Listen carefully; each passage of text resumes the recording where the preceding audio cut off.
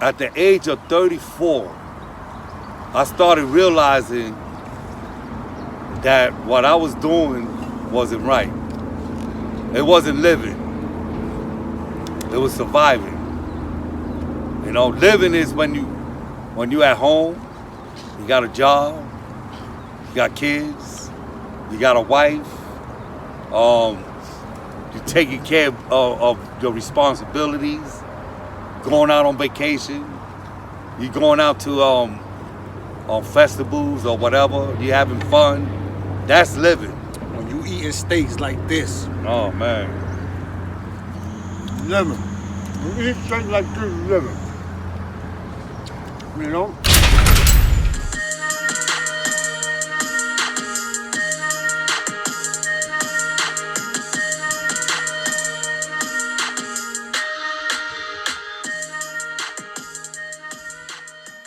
Yeah, that's my boy, man.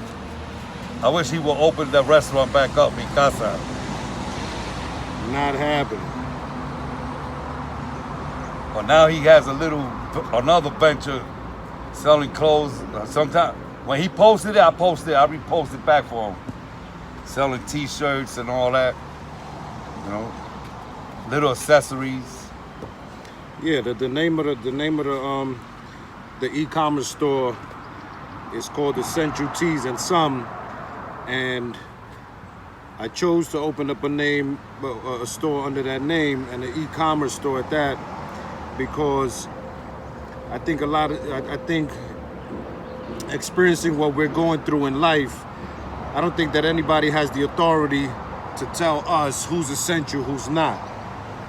We are all essential. We're all human beings. We all breathe, bleed the same. So who's to determine that we're not? So this line of these nice pieces are just reaffirmations for ourselves and our communities, so that we could just stay uplifted pretty much, and keep our perspective sharp, because a lot of times a lot of people have been stripped of their culture, stripped of their rights, told that they're less than and they're subpar, and that's not the case. That doesn't fly in my book, and I think my line demonstrates that. We are all essential. We're all human beings, and we should just do us. Do our thing. Do our thing. Like a chicken wing. Like we doing right now. We doing our thing. Doing our thing. He drove all the way from Binghamton to Newports, to hang out with me. Yeah. That's a friend. That's my friend right there. That's a testament, you know what I'm saying? When you have relationships with people, and you got genuine people around you, it's only right that you maintain those relationships, so that they're always strong and healthy. And so, what's the sense of having, people that you vibe with, people that's there for you, and you're not catering to those relationships.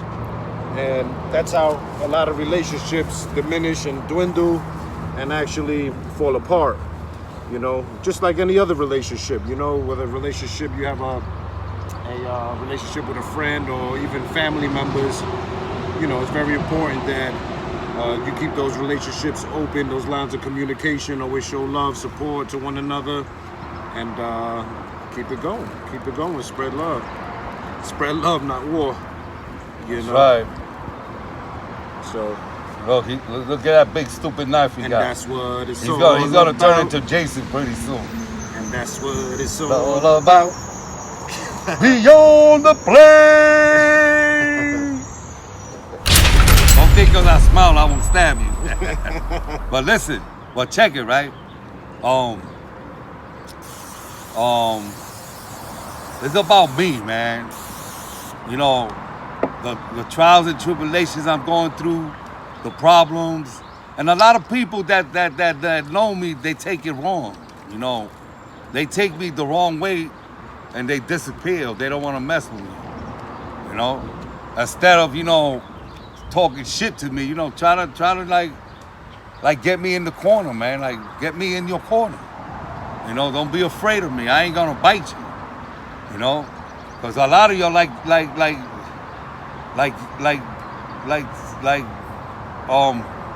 erase yourself from Facebook or my life because of the way I am, or the way I think, or my opinions.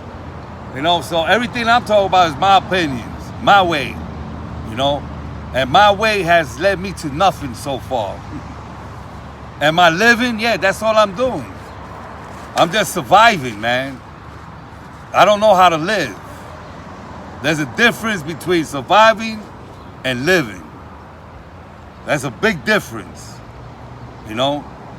Right now I'm surviving. I'm living for the moment, for the day. Hopefully I could reach the end of the day. You know? But right now is the moment. So Daniel Mo asked me about my institutionalization and could I break it down? All right? Now, this is being institutionalized. When you have your back to the wall, you're watching everybody. And you pour a little water here? Pour a little water. All right, hold up. What's burning? Oh, the wood? Oh, man. You know what? I'm going to put it right on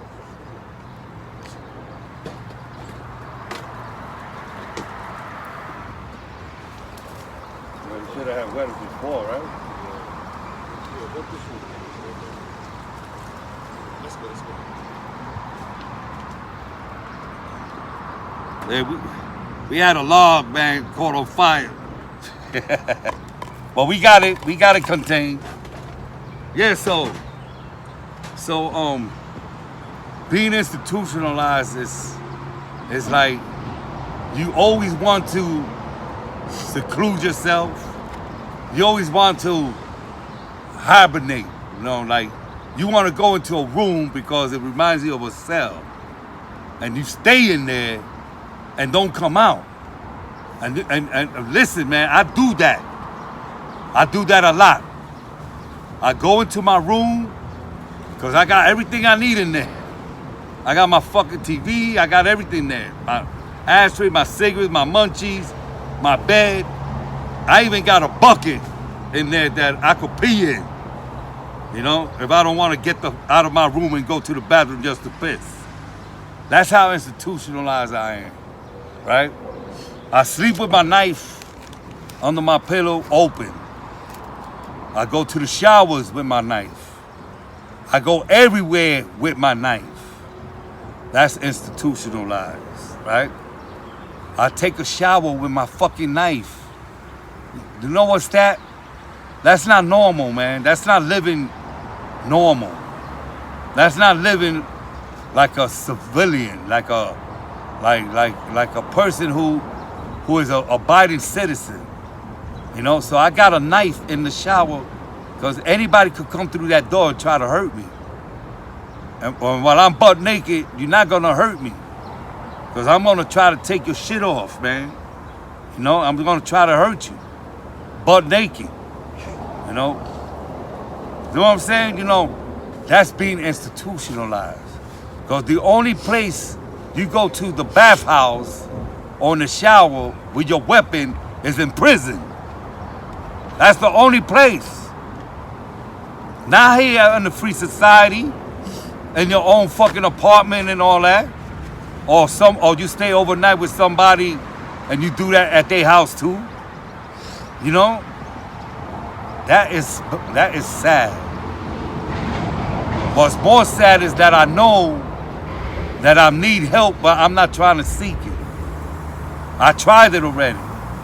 And I got upset with the psychologist because they was asking too many questions.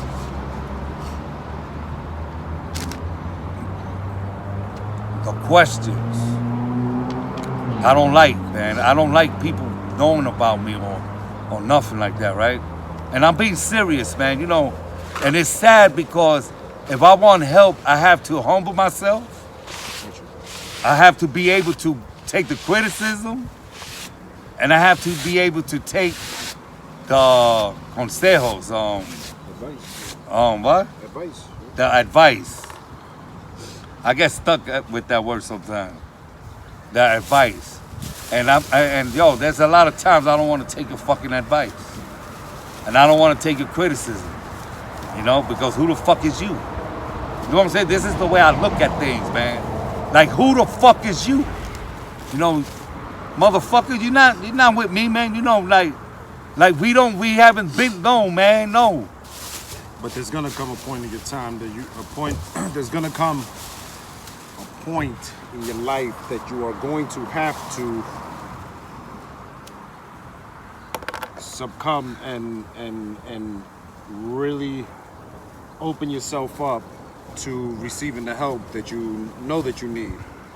Because if not, you're gonna be stuck in the same place. So yeah, and I'm stuck in the same place.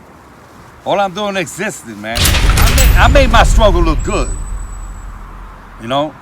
Because this is one of my characters. If I have to give a illusion so you could think that I'm doing all right, that's what I'm going to give you.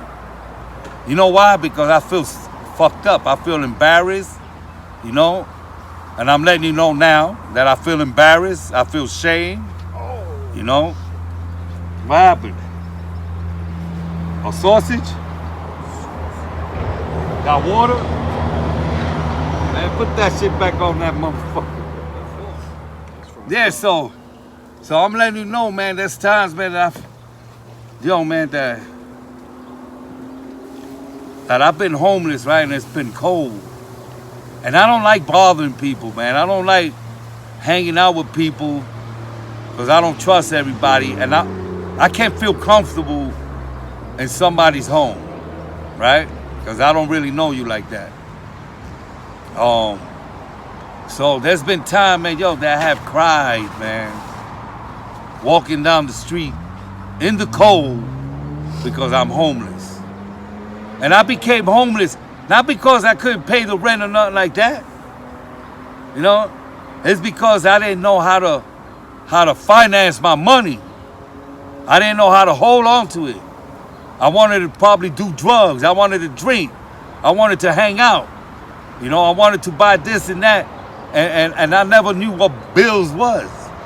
Who the fuck is bills? You know, like I never paid bills in my life.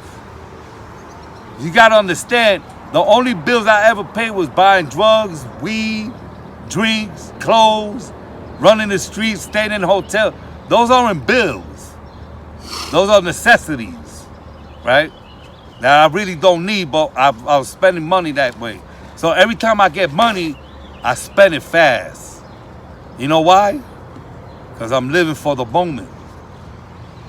I don't know if I'm gonna make it later. I don't know if I'm gonna make it to tomorrow. And I don't want nobody having my shit. You know? And I don't know how to budget. I don't. To today, I'm learning. You know? Lately, I've been holding on to some money. You know? I hold it longer than I ever did. You know? Because I know, man, that I can't keep on doing what I was doing. I came out here to change. I left Binghamton because Binghamton wasn't for me. I got a lot of time out of Binghamton. You know, I ran the streets in Binghamton. Everybody knew me. I'm loyal to the streets, man, when the streets is not loyal to me. You know? And I'm learning this now, man, you know, because I kept my mind so shut and so small that I never wanted to expand my brain cells. You know, I never wanted to open up because your mind is big. Your mind is bigger than this universe. I never tried to expand my mind, like use it, all of it. And now I'm starting to, you know, but I'm having difficulties because I get angry and I get upset. And I'm a person that if it's not happening the way it should, I give up. And this is the problem with me in my life. That when I always came home, this is why I came in and out, in and out, in and out, in and out. When all the time I came home and things wasn't going my way, I give up. And I said, fuck this shit. I'm going back into the streets. Hey, you know, let me just cut you off for a second. I like this dialogue, and I like the fact that you are being transparent. You know what I'm saying? Because it takes a real man to really dig into himself and put his flaws out there for others to see. You know? The large reason why I'm here today is because, not only because I've been in a situation like he's been in, I mean, we're two different individuals, but not only do I know him and he knows me, but I'm sure some of you know at least several people that have been incarcerated before and shares the same sort of mentality that we sort of have. And if you're a friend of that person, or that person is a loved one, make sure that I'm just gonna encourage you to be there for that person. You know what I'm saying? Because it does a lot of good, it does a lot of help. You know, no one should be here, no one should be left alone. You know, calling people, check on them. You know, just a simple even how you doing, how's your day going, goes a long way. So make sure you reach out to those people and touch base with them, you know, and check, you know, see where their mind is at, especially in light of where we're at now with the whole quarantine and things like that. And I'm sorry, Angel, to cut you off. No, it's all right. But I want to go into something else too that I experienced with the quarantine, because when the quarantine came down, I was you know, sort of in the confines of where I was, and I kind of felt as if I was in prison all over again. But the feeling was a bit more severe because now I'm out in society and I'm still being told what to do. And I had a real problem dealing with that. But I checked myself. I mean, I snapped out of it after a few days, but there are some people that struggle more than others. And so the message is that, you know, if you know somebody that might have been in a similar situation or experience that we have been through, check on them. Check on them. You know what I'm saying? Make sure they're all right. Angel, take it away. Oh shit. Yeah. Yeah, he keeps it real too, man. I was at when I be giving up. Mm-hmm. You know, I gave up so much, man. And today I still give up. You know, I still be giving up on things, man, like when I shouldn't have to. You know? But that's my mind playing tricks on me. That's my being institutionalized. You know, comes out, the prison life comes out, the street life comes out. You know, and I don't mean no harm to nobody. I don't mean to be so rough, you know, mentally, right? Because mentally, I'm when it comes to the prison settings and street settings, my mind is a beast. It's very strong, you know, because I demand respect, you know. I don't want to earn the respect. No, I will demand the respect. There's a difference when you earn it and a difference when you demand it. Demand is I'm putting pressure on you and I'm putting fear in you to fucking respect me, you know. And I will do that with my knives, razors, everything, whatever comes out, you know. And it shouldn't be like that, because I want people to love me. I want people to like me and accept me for who I am, right? And sometimes I push people away. I push them away, man. And they be trying to help me, man. Go ahead. They be trying to help me. And mistakes already. They be trying to help me, and they can't help me because of my attitudes, my dialogue, the way my delivery. That's the word I was looking for. My delivery of how I speak to you is crazy. I don't know how to talk to you like the way I should. And when I talk to you like demanding, strong, and bullying. That's funny, right? You're a bully, man. No, but I'm being honest. You know, I'm being straightforward. You know, and the prison and the streets has messed me up mentally, has ruined me, man. And I'm still trying to get out of it. And I've been home almost 9 years. And I'm fighting every day. Every day, 24 hours a day. I'm fighting, man, you know, to stay out, to not go back to who I was, and not to go back to prison, because in prison, I don't have to pay for shit. I don't have to pay for the sheets, my mattress, my bed, you know, my toilet tissues. I don't have to pay for shit. You know? Which before I started talking about this, I was talking about bills. You know? I didn't know what bills was, man, because I never paid bills. When I was a kid, my parents took care of everything. When I ran the streets, I took care of whatever I needed out there, which wasn't nothing, clothes and food and gas, right? Spending money on nothing, you know, and people today glorify that. Oh, I got a car, motherfucker, you don't got shit, because when they come for you, they taking all that. So that's borrowed. That's borrowed items that you got from doing illegal stuff, right? So, and then you go to prison, you glorify, oh, I had the, no, you right. You don't got shit now, motherfucker. You know, they took that shit from you, man. You know, so it took me a long time. At the age of 34, I started realizing that what I was doing wasn't right. It wasn't living. It was surviving. You know, living is when you at home, you got a job, you got kids, you got a wife, you're taking care of your responsibilities, going out on vacation, you're going out to on festivals or whatever, you're having fun. That's living. When you eating steaks like this. Oh, man. Living. You eat steaks like this, living. You know? And look how fast this knife pops. On a weekday. You seen that? On a weekday. You see that? Look. This how fast I come out with my knife.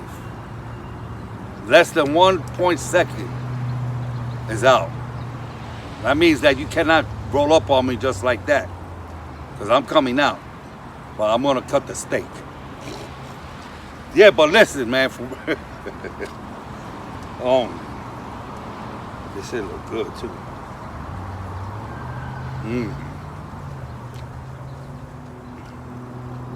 I'm enjoying this steak right here. Man, I was so weak. Because I don't give a fuck. Your motherfuckers say your mans and all that and still doing the same shit, motherfucker. You're not no fucking man. You're a child. You know why you're not a man? Because you haven't outgrown you haven't outgrown the behavior that you had taught yourself to survive in the streets and prison system. You haven't outgrown that. You haven't reached inside and searched your heart and searched your brains and go back to when you started all this shit, and you haven't outgrown that. You haven't learned. You haven't tried to change the shit that you was doing. Let me tell you, son. I was 33 years old in Clinton, Dannemora, you know, when I started to think about my life. Because before that, I didn't give a fuck. I didn't give a fuck. I didn't give a fuck about you. I didn't give a fuck about me. You know? I always fought the system. A lot of people right now is looking at me like I'm a traitor or something like that, because I don't want to co-sign them dumb looting or dumb breaking in things or doing fires or acting like a fucking wild animal, right? You know, they don't want to talk to me.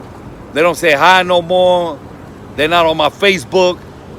Because why? Because I'm growing? You know, because I want to become more responsible, or because I want to do things a little bit more better. You know, this is what happens. You know, because before, when I used to try to do good and people looked at me like, damn, man, he don't want to be with us no more, I used to be a sucker and go back to the things I used to do. Right? Because now I'm letting them down. Right? You know, so that's the only place I felt that there was a lot of love, but motherfuckers didn't love me. They just loved what I could get and how I got it, you know? But they didn't give two fucks about me because none of them visited me. None of them sent me money. None of them wrote me. None of them went to the court dates. Nobody showed support in the courtroom. You know, because the judges and all that look at that. Nobody sent you packages. No packages, no nothing. You know? I was in there taking shit from motherfuckers. You know? I was in there that I would listen. This is why I became a porter, right? I always wanted a porter job, right? Because I could run around the block. You know, some blocks got 10 galleries. Some blocks got 6. Some blocks got 8. You know, but you got the run to all of it, right? So I became a porter because I had to survive. And I always paid attention to the PA system. Oh, Santiago, on Q Gallery, you have a visit. You know, so my ears used to be open, man.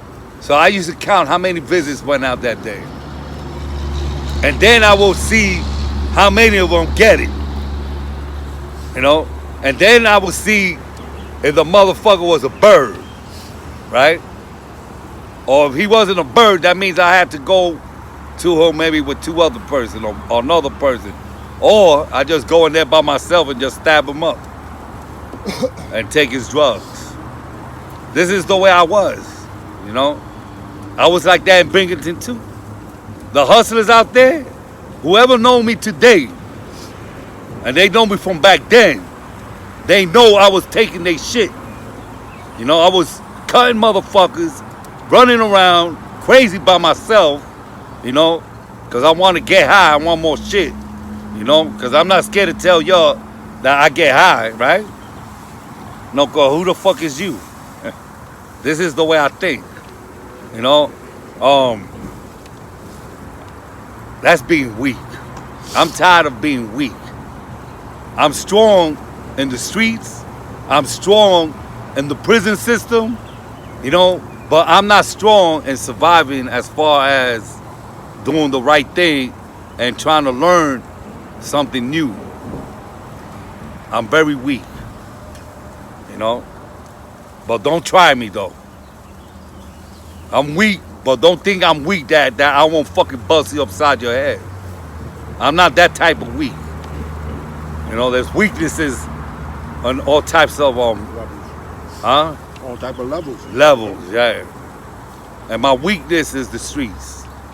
My weakness is that if I was turned down, I would say fuck it. And this is why the recidivism, all right, I said it right? Recidivism, or whatever it is so high because when you come home and they tell you do this, do that, do this, and then you doing it, you applying applications everywhere, and they denying you, and they saying, oh, you got a felony, and this and that, you give up on yourself. And you go back into the streets. Oh, I'd rather do this. Because now you comfortable with that. You know what that means? That you fucking institutionalized. Right? Seriously, man. Institutionalized don't mean that you only institutionalized in the prison. No, you could be institutionalized out in the fucking streets. You know, because that's all you know. And you feel comfortable with that shit. You know? I'm a sad story, man. You know. But I have accomplished a lot of things, man. Because when I started changing in there, that's where I started at. I was able to come home and bury my father, bury my mother. You know, I was able to go to Puerto Rico to do this, right? You know, because if I still kept the same set of minds that I had before, I would have been locked up already. I would have probably had life. And I would have been crying like a little bitch inside the prison system because my pops and moms passed away and I couldn't go. You get the difference? No? Okay. I hope that what I'm talking about, you know, it will catch some people that are going through the same struggles as me, you know, because life is hard. You know, being turned down hurts. You know, being denied something hurts. You know, makes you feel like shit. Makes you feel like nothing. You know, like, damn, man, I could do the same job they doing. You know, why I can't get high? Why can't I get a fair chance? You know, and that hurts. That hurts. You know, so now you subjected to probably work under the books, which I do, right? And sometimes I gotta take less pay. Sometimes I'm selling myself short. You know, and you know what? That's what's crazy. Now I am in acceptance. If I have to work for $6 an hour, which I have done, when I first came home, for 3 years I was getting $6 an hour, working for a landlord. And I was in acceptance to that. Not me, that wasn't me. No, it wasn't you. It was Dave and his Andrew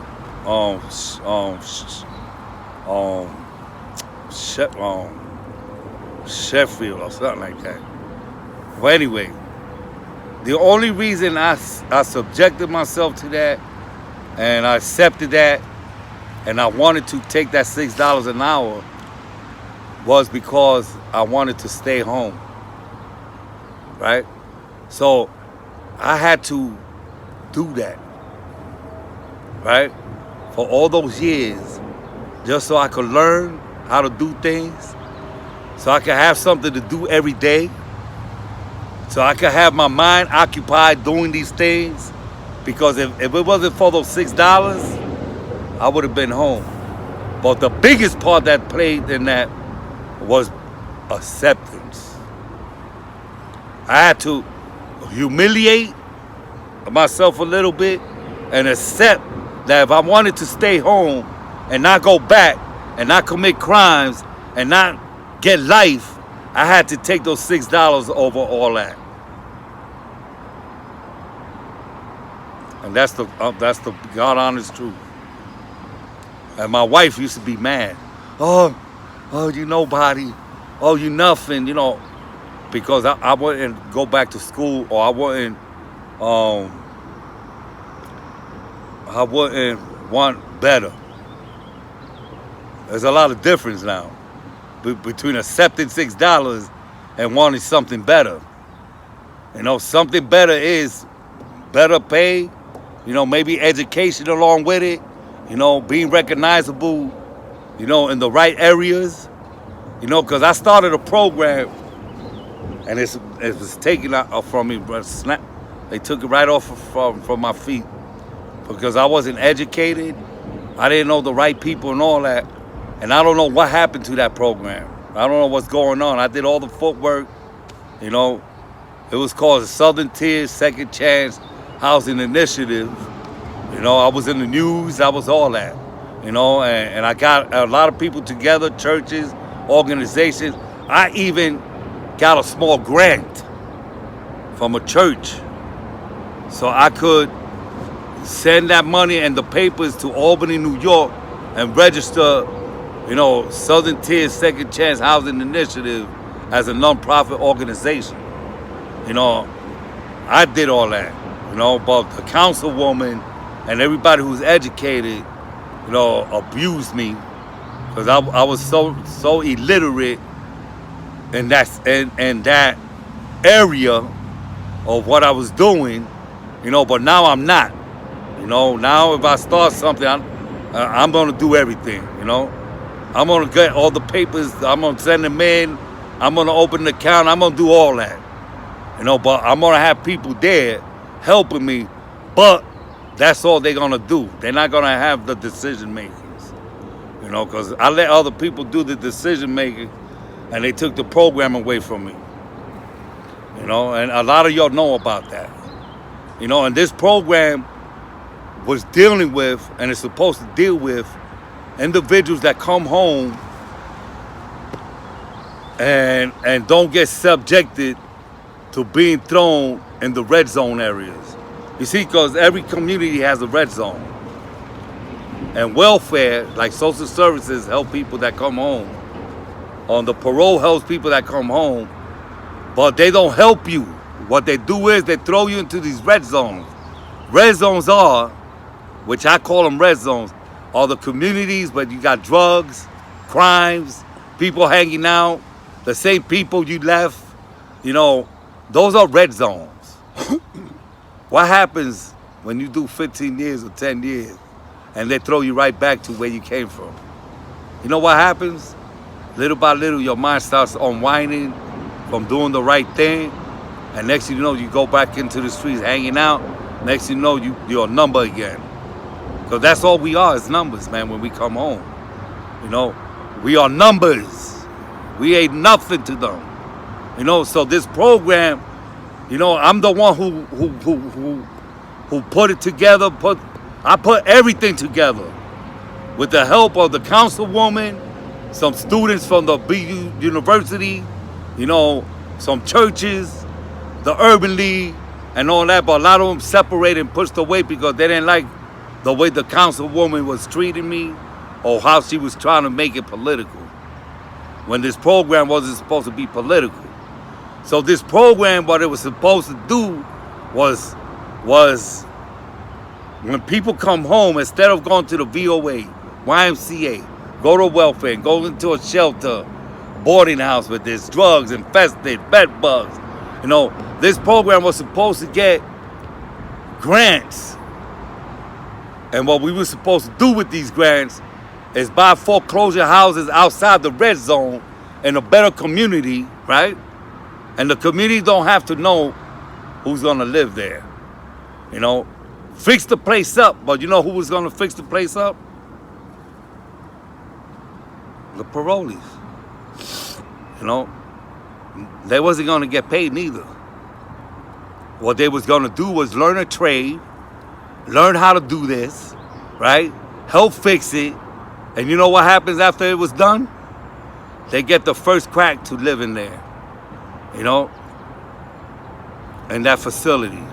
And that facility was gonna have a living social worker, staff member, and all that if they needed somebody to talk to, they had somebody to talk to. And they felt that they wanted to go outside and run the streets and all that, they could have went there and talked to them, right? Because it's all hands.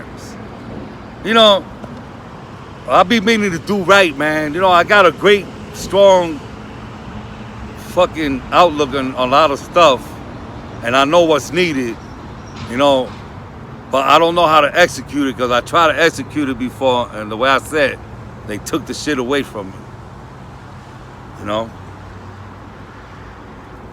So it's about changing, man. I want good, man. I'm tired, man. I'm still tired. Feeling lonely. Yeah, I live out here. Yeah, I'm all right. I'm eating. Got some clothes, got a TV, smart TV, got Wi-Fi, got Netflix. Yeah, I got all that shit. But am I happy? Am I comfortable? No. It's sad. Because I'm causing all this. I can't point fingers at nobody. I can't cause what happens to me and blame you. I can't say, oh, all the white people. No, motherfucker. White people ain't doing shit to me. They let me live, man. They let me run around. They let me walk. They let me have freedom. You know? But if I get stopped by a cop and I get the attitude, I talk to them the fucked up way, you know, you gotta answer to that. You know, because there's times I've been in a position that the police has stopped me and I spoke to them politely and respectfully and treated them like a human being that they are. They gave me a break. Or they helped me. Because quite a few times when I was homeless, they got me a place to stay that was secured from the streets. And I was thankful for that. You know? All police is not bad. You know? Yes, you do got some bad ones. You know? But I've been through so much, man. By my fucking self.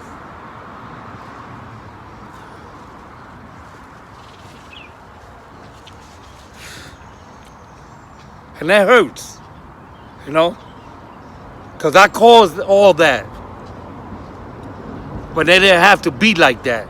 You know, I didn't have to be homeless. I didn't have to go through shit. I didn't have to punish myself. You know? Yeah, I got a little bit of tears coming out, you know. Yeah, because I'm human, man. That doesn't make me less of a man. You know? Because every human being has a heart and feelings. Everybody gets hurt. You know? And I hurted myself so bad, man, that it is so hard to get away from it.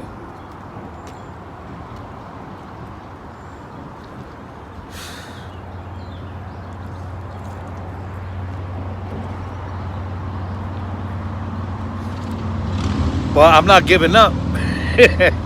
You know, I'm still free. Right? I'm still free, man. You know, I still got ways to make my decisions. I could either fuck it up or don't fuck it up. I have a choice.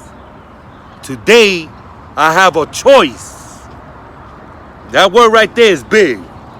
That's big. That word choice is big. Because I have a choice to do what I want to do.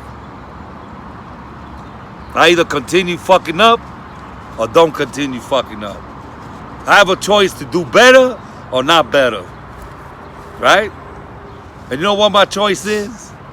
That all your motherfuckers that's going against me right now because I don't want to side with y'all with this violence and all that. Man, so what? A fucking cop killed a black guy. Right? And that pisses me off. But I say so what? Because I'm not going to let that dictate what I'm trying to do for me. You know, because if I run wild, listen, man, I get so angry so fast that if I go to a fucking march and I see all this fucking shit going on, you know where I'm going, man? I'm going with these motherfuckers, man. And you know what? I'm gonna do time. And you know what? All your motherfuckers that was out there in the march and looting and all that is not gonna come see me. You're not gonna get a lawyer. You're not gonna do shit for me. You know? All you're gonna do is, oh shit, you heard what happened with Angel? Oh, fuck Angel. You know, that's him. You know what I'm saying? So you know, because I've been fighting all my life with the system, man. I've been in racial riots. I've been in fighting the police because they taking advantage of us. I've been fighting in schools. When we used to go to school, the white people, they wanted to let us in there. And we used to have to come in there and beat the shit out of them because they beat somebody we know. Yo, I have gotten beat down so much, man, that sometimes I don't think I could. Man, listen. I think the shit I've been through interrupts with my thinking. Sometimes I don't register too fast. You know, I gotta listen to what you're saying, and I become argumentative, and then I gotta like a day, 2 days later, I think about the conversation, and then I'll come to you and I apologize. You know why I apologize? Because I realized I was wrong. You know, I realized that I shouldn't have came out the way I did. I should have had listened to what you had to say. You know? All that plays a part of being institutionalized. Because institutionalized is big. That shit is humongous. That shit swallows you up. You know? Because of your pride and this, or you thinking about what people think about you. You know? You fucking selfish. You fucking self-centered. You know? It's about me, me, me, me, me. Me, me, me, me, me. Me, me, me. Yo. It sounds crazy, right? But it's fucking real. How about that? You know? And it's coming from me. A tough guy. I'm tough. The way I say I'm tough out in the streets and in the prison. But I'm human, man. My man been eating everything up. It's something I said when I started the YouTube channel, right? I had a very difficult time sitting before a camera, recording myself, spewing my feelings or my thoughts, and exposing my flaws, or just putting myself out there. I had a real difficult time doing that. And I still do. I battle with it. Maybe it's because of my own insecurities, or maybe I just don't want everybody to know or be privy to what goes on in my mind. But what I did realize after doing video after video after video is that the more in tune I'm becoming with myself. So this has become a very therapeutic thing for me to do, you know? So not only does it serve a purpose of educating people, shining light on various topics, but also it's something that serves me right. It's something that allows me to dig into myself and even reassert myself, because not all the time, you know, things are not always peachy for me either all the time. You know, I go through my struggles, I go through my battles, you know, I have my demons to deal with, and it's not always hard. I mean, it's not always easy. Sometimes it becomes very, very difficult. It's hard for somebody to revert back to what they know, you know? And that's something that I vowed to myself that I wasn't gonna do. I have had some instances where I've slipped up. I've never went back to prison, but I indulged in illegal activity. But for the most part, I've been blessed and I've played all my cards correctly, and then I'm in a good position in life. But it's not always easy. It's not always easy. And that's why even, you know, something like this, you know, I didn't have to come up here. You know what I'm saying? I didn't have to take out time, you know, nobody has to do anything in life. Oh shit, hold on, the chicken is burning. The chicken is burning. Water. It's nice when you are able to identify with somebody and have some compassion for somebody, you know, and lend somebody a helping hand and uplift somebody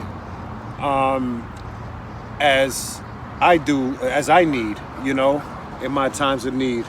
So it's a beautiful thing, and I want to thank Angel for coming on this platform and sharing, you know, a portion of his life to us, because there's a lesson to be learned. And I hope that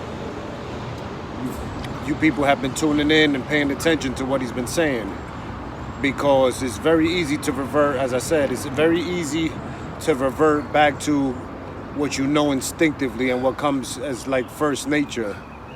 A lot of us grew up you know, in the environment, the drug-infested environment, you know, crack era, so on and so forth. A lot of